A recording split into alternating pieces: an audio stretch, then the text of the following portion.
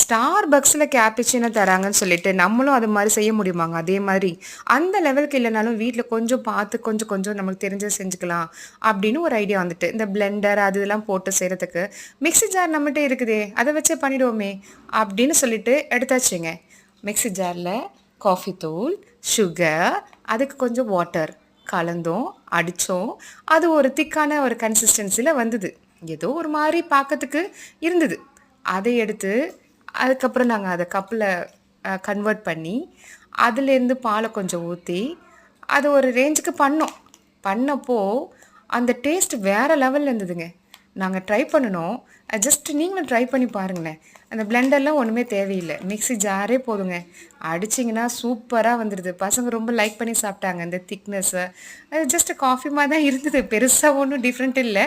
இருந்தாலும் எங்களாலையும் செய்ய முடியுமே அப்படிங்கிறதுக்கு தான் இந்த வீடியோ.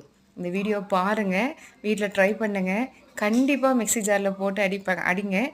அதில் கொஞ்சம் வந்து திக்னஸ் இல்லை உங்களுக்கு வரலை அப்படின்னு சொன்னால் திரும்ப ஒரு பவுலில் கன்வெர்ட் பண்ணி அது சும்மா கையாலே போடுங்க.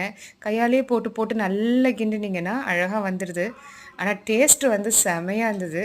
காஃபியே சாப்பிடாத என் பொண்ணு இதை சாப்பிட்டானா பார்த்துக்கோங்களேன், எனக்கு கேப்புச்சினோவாம், தெரிஞ்சுக்கோங்க.